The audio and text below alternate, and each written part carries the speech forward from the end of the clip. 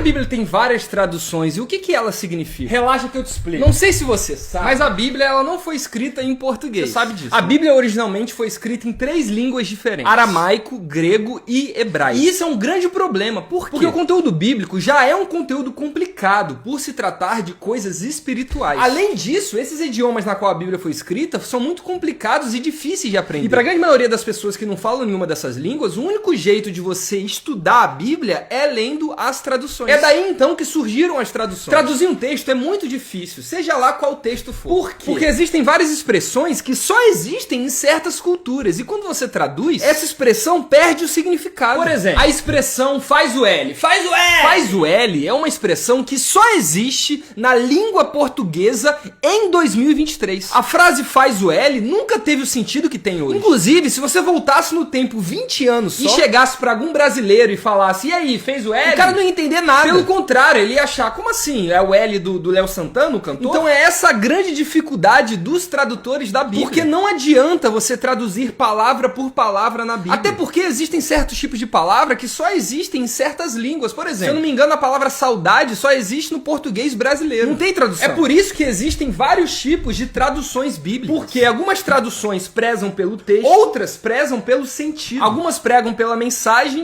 outras pregam pela palavra. Dependendo do viés que você tiver, você vai conseguir traduções diferentes da Bíblia. E é por causa disso que hoje eu vou te explicar as traduções mais famosas da Bíblia Sagrada que você vê vendendo por aí. Vambora. NTLH, que significa Nova Tradução da Linguagem de Hoje. Essa tradução serve para quem tá começando a ler a Bíblia agora, porque essa é a tradução mais simples de todas. Eu gosto muito dessa tradução, porque ela pega diversas palavras e frases difíceis na Bíblia e simplifica, tornando assim fácil de entender. Por exemplo, na Bíblia tem um versículo que diz assim: guarda a tua língua do mal e os teus lábios de falar em falsidade. Complicado, né? Na versão NTLH tá escrito assim: cala a boca lá de ser falsa. Tô brincando. Na versão NTLH tá escrito: então procurem não dizer coisas más e não contem mentiras. Olha como é mais simples. Muita gente não gosta dessa versão porque fala que ela simplifica tanto a palavra de Deus que acaba tirando o significado de certas passagens bíblicas. Mas eu particularmente discordo com essa crítica. Eu acho que essas pessoas que estão criticando essa tradução não entendem que o público-alvo dessa tradução não são elas. O público-alvo da tradução NTLH são pessoas que estão começando a ler a Bíblia agora, estão entendendo direito como que funciona um texto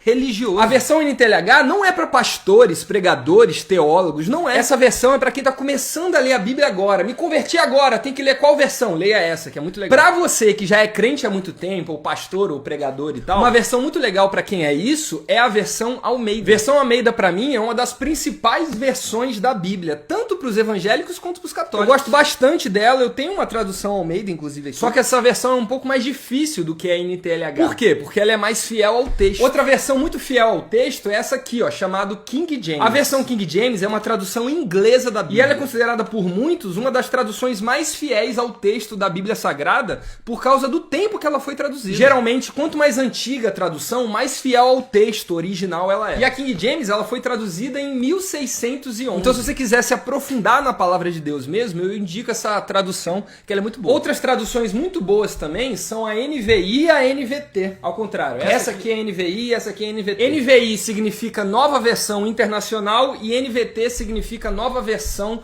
Transformadora. Essas duas versões pra mim são as que, na minha opinião, mais conseguem equilibrar o sentido do texto com a fidelidade do texto. Essas versões não são tão simples como a NTLH, nem tão complexas como a King James ou a Almeida. Qual que você usa, Tarcísio? Depende. Pra estudar eu gosto muito de usar a King James e a Almeida. Mas pra pregar e fazer sermão eu gosto muito da NVT e da NVI. Mas pra você que tá começando agora e não quer uma Bíblia tão simples como a NTLH, eu indico pra vocês a NVI ou a NVT, que são ótimas. Por último, eu quero falar sobre outra tradução que é bem famosa. É uma tradução chamada A Bíblia, a Mensagem. E eu aqui preciso ser honesto com vocês. Eu vou ser 100% honesto com vocês, tô nem aí. Eu não gosto muito dessa tradução. Essa tradução, ela foi criada por um cara chamado Eugene Peterson. E ele, quando traduziu a Bíblia, eu acho, na minha opinião, que ele simplificou muito. Simplificou, assim, absurdamente a Bíblia. Simplificou tanto que, às vezes, quando a gente tá lendo a Bíblia, a Mensagem, a gente não sabe se o que a gente tá lendo é a palavra de Deus Deus ou sei lá, é uma interpretação dele. Enfim, não quero falar mal também da tradução, mas eu não gosto, mas ela existe. O mais importante de tudo é você entender que na Bíblia o mais importante não são as traduções, e sim a mensagem do Evangelho. A mensagem do Evangelho salva e transforma a vida de todo aquele que crê. E qual que é a mensagem do Evangelho? É que Deus amou tanto o mundo que deu o seu único filho, para que todo aquele que nele crê não pereça, mas tenha vida eterna. Todos nós, inclusive você que está me escutando, éramos inimigos de Deus. Pecamos contra ele. Mas Deus, por misericórdia e por amor, enviou mesmo assim o seu Filho